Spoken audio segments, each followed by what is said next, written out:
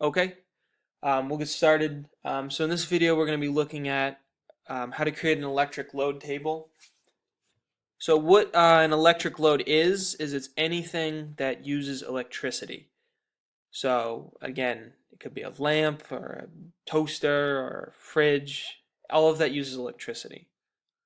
The reason we want a table to examine that a little closer is because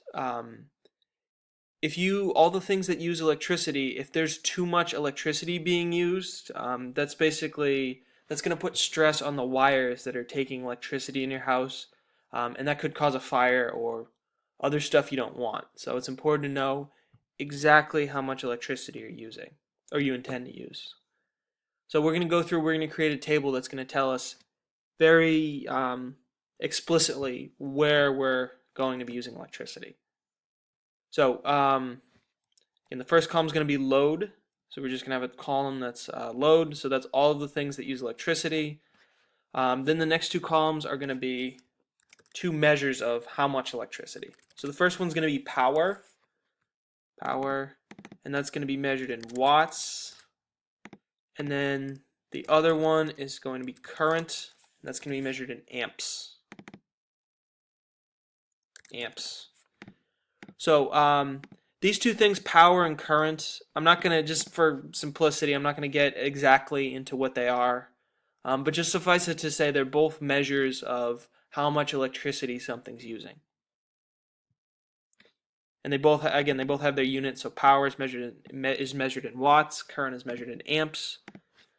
So in the first part of the table, we're gonna list our loads. For simplicity's sake, I'm gonna only do a couple. So I'll say we're looking at the load table for like a bedroom.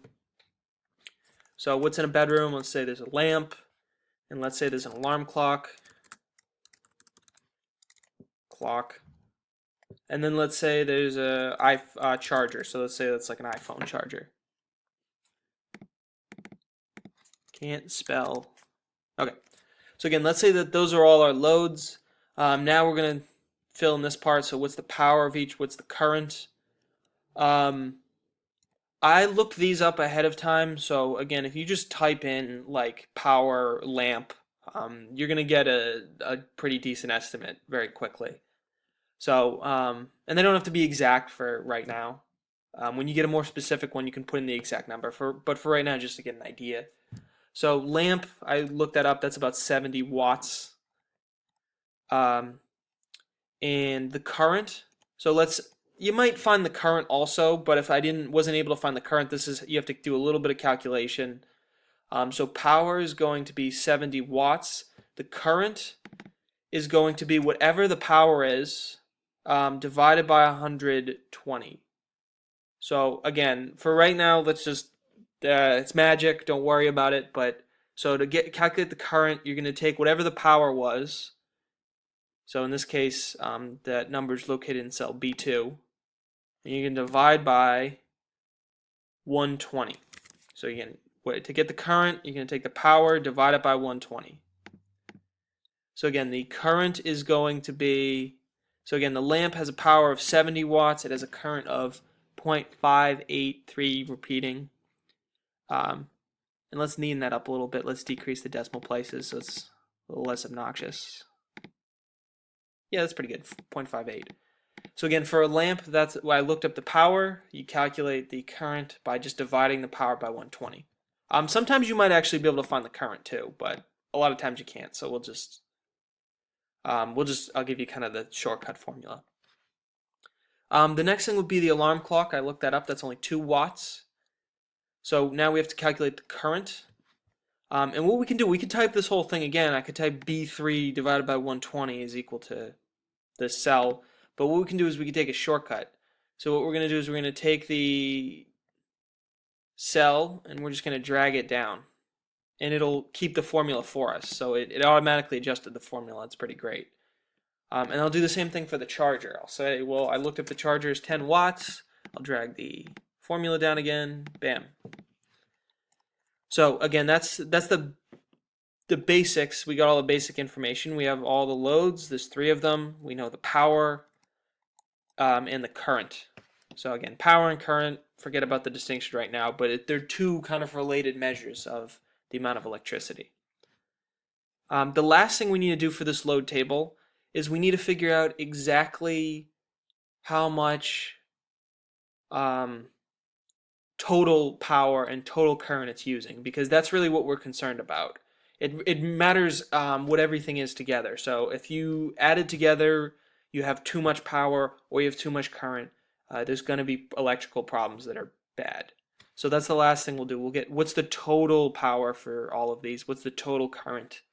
And that'll help us when we're sizing wires, we're picking how big a power supply we're going to need, all of that. So we'll total that up. So I'm just going to put it over here for simplicity. So I'm going to say total power, and then I'll say another one, total current. I'll make them both bold. And how we're going to get this is we could just add them up manually, but we're going to use the power of the spreadsheet. And we're just going to click in the cell and we're going to go equals,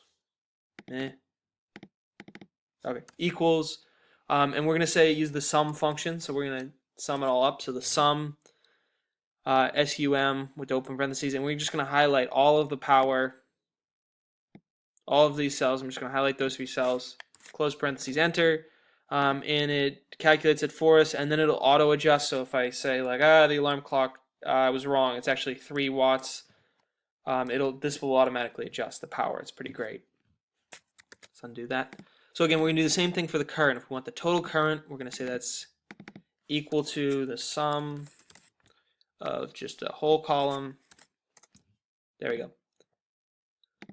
So that's pretty much it. This is a basic load table, pretty straightforward. So again, how to make one? You need to figure out what all your electrical loads are, either in a room or in a whole house.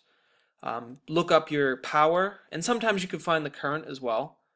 So get all your powers, and then either put down the current you looked up, or you're gonna have to calculate it by dividing the power by 120.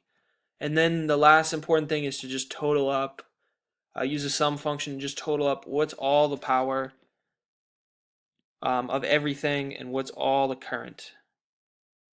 And that's about it. That's how to do a load table, and that's it for now.